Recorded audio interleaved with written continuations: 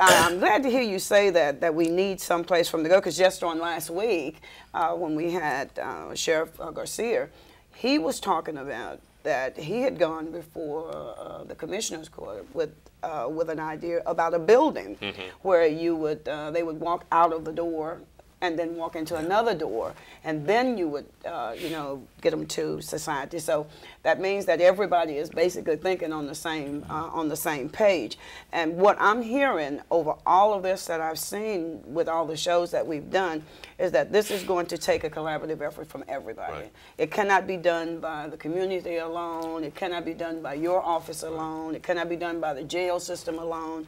All of us are going to have to come together to find a way to fight this disease, because it really is, and it affects all of us one way or the other.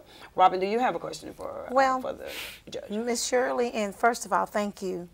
And thank you too, Reverend Nash, for believing in my passion and your passion. It's our passion and Ms. Shirley's as well. And I'm very impressed about the things that you want to bring.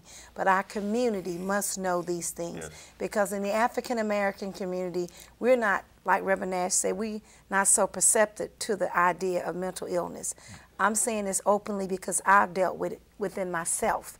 I didn't have to look in the mirror. I knew it was me because I went through a lot of issues. But everyone isn't me, and they don't have the resources to go to the psychiatrist and the psychologist. And I'm so happy that you're going to, with time, these resources are going to be available to those who need it, especially that guardianship. That's the need, because some relatives do want to take their people in, but they're just as lost as the people in which direction in which to go in. So the things that you are working on are very good, Mr. Bridgewater. I'm very honored that you bring in this knowledge. That's the reason why we asked to break the silence and unlock the door. That's basically it. I'm just overwhelmed to hear all these good things. That's right. Thank you so much. Oh, you're so welcome. Thank you. We've just got so much going on as far as mental health is concerned, because we've had so many people on that are willing to even talk about the mental illness. As a matter of fact, the Sunnyside Place Community Center is going to be having a rally on the 15th of June, where we've invited you to come out with us. Judge Crocker is going to be there with us. Judge Emmett is going to be there with us. So there are going to be people who can make a difference. And we need to bring it to our communities. Like Robin said, we have a tendency to want to hide stuff and not bring it out, but we need to stop hiding it because this is the only way we're going to get some help. And this show is designed to let you know that we are very serious about what's going on around us. The show was set up to get issues out to the people, to let them know that there are resources out there for you. You don't have to hide. You can talk about it.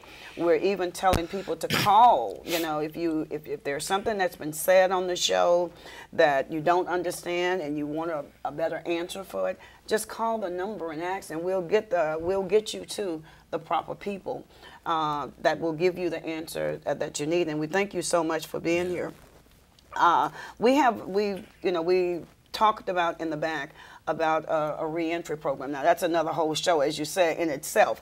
But we want you to just kind of talk a little bit about it, because one of the ladies asked, is there a possible way of having companies contract?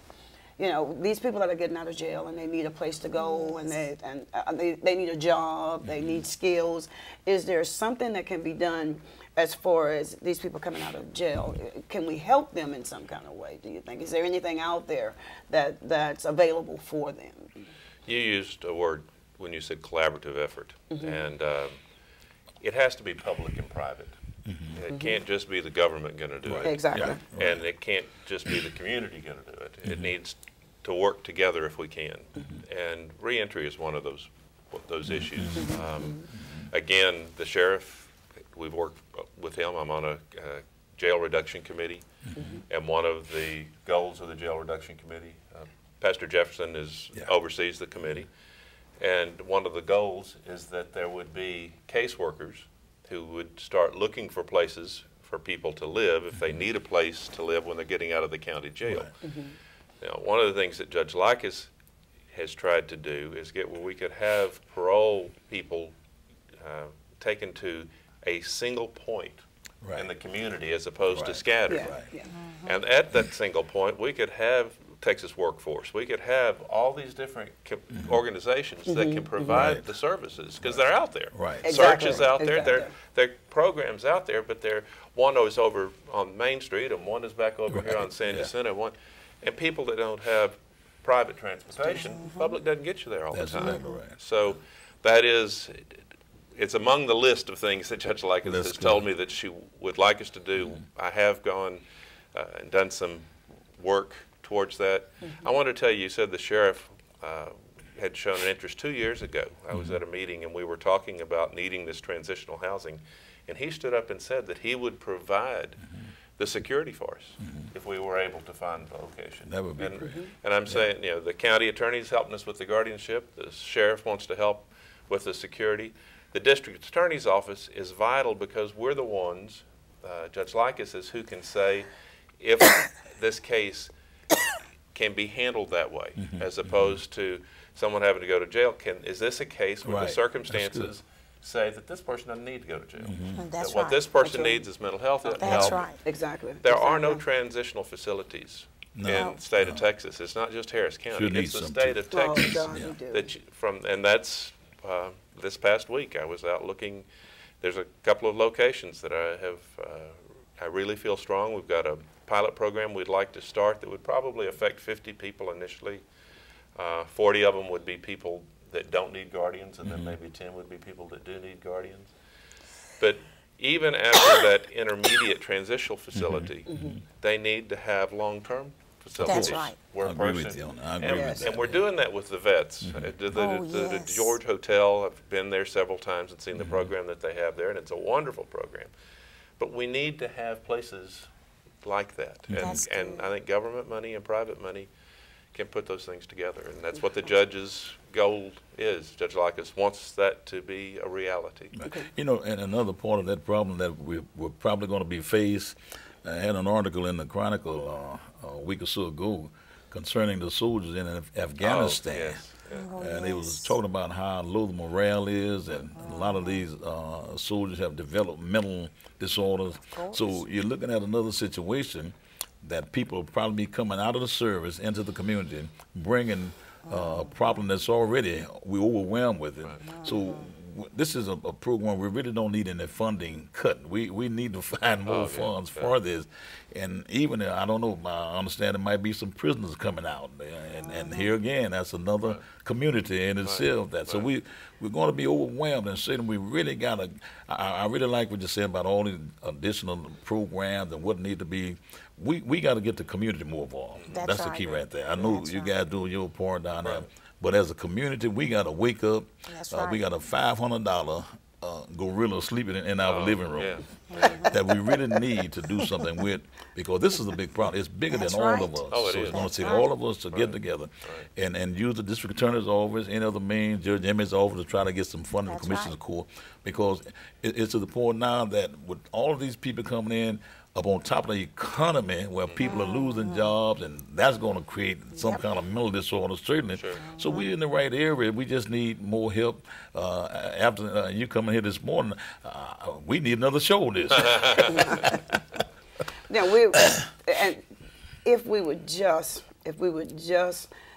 think that we can't just let this alone and think this is something that you can just brush away and not. If everybody would just get on board and would work hard towards this, we may not eliminate the problem, but we can surely stop it from growing any bigger. Judge Ed Emmett is going to be on our show, as a matter of fact, on our next show next week. So we're gonna talk to him about, is there any way to keep the funding going? Because that's really what you're looking for. Anything we do, yes, it takes funds to do. There are some things that we can do at our level, at the grassroots level, to get this ball rolling. So we can't just sit back and ask you to do it all. We have to get involved too, and that's going to include our churches. That's going to include our civic clubs. That's going to include everybody needs to come on. Everybody needs to come on board. And not just sit back and say, well, they need to take care of it. I don't have to worry about it. Miss Shirley, I don't mean to interrupt you, but you know I'm passionate. This is a movement to break the silence. Exactly. And to keep this movement alive. When there's a movement, it goes on and on and on and on. Because we dealing with our children too. Cutting in funds, okay? We don't have anywhere for those kids to go. We're not going to go from an epidemic. We're going to go to a pandemic. And this is a movement, and we have to really press the pedal on the gas and move fast and get involved, just like you say. Get his resources. We shall overcome and join hands together to save our community and our youth and the people that need help. Start now. This is a movement. This ain't stop. Oh, we're going to do this show this weekend. No. We're going to forget about it. It's a movement. It goes on. And it starts from the top to the bottom. There's no big people. There's no little people. We all the same size. Sorry, I just had to feel passionate. That's fine. That's fine. Because that's what we need. We need passion like that. And it can't just come from you, Robin. It has to come from everybody. It has to come from all of us. We all have to do our part. And it has to be a visible part. I mean, it's easy for me to sit here and say, I'm going to do my part. But you have to see me doing my part. We have to get out there. We have to, with the rallies that we're having, with this rally, we're getting the schools involved. We're also going to be doing a training at our activity center with NAMI, who's come on board with us. So there's a lot of organizations out there that will be willing to help us, but we've got to step out. And this is our way, maybe little, but this is our way of getting information out to the community, letting the community know. Sunnyside Place, the Sunnyside area wants to get involved and wants to stop what's going on in the community. We're just a section in Houston, but if we start there, it may spread abroad, it may spread out, and we'll touch somebody else. So, Judge Bridgewater, I just really appreciate you being here with us, letting us know that there are some things that you've been looking at, and you've been looking at for a while. It seems like so. We're just going to keep this going on. Pastor, you have anything else for the? I just wanted to again thank Mr. Bridgewater for coming on, and you really inspired me. I want to be involved. Anything we can do in the community, Sunnyside community, to be of help. Please give us a call, because it's a great concern of mine, and we just really need to get on top of it. I know we talk about other criminal activities, but this mental health is a thing where a person can be affected and not really realize. I've got a grandson, real quickly, I said that he's got an anger. He can go from 0 to 80. To me, that's a form of some sort of mental disorder, at least developing into it. So even little things like that we call insignificant, it might develop into something larger. So thank God for you being here today. I really appreciate you. You've always been a gentleman. That's one of the things I admire about you. Just before we go, we want to make sure that you know that you can always call 713-731-7050 about the show. Would you have something? Yes, ma'am, I would. I just want to keep in mind that Pat Likas, as the district attorney, is the one that's allowed this difference to change. And that is important. She supports this. She knew it from the years that she was a judge, when she was working in Emmett's office, Judge Emmett's office. I mean, she's aware of the problems that are going on. And I think that that's one of the things that I want the community to understand, is that the elected officials care, and the elected officials are making an effort. That's and exactly right. The district attorney's office is determined that there will be resources, there'll be support, and that this is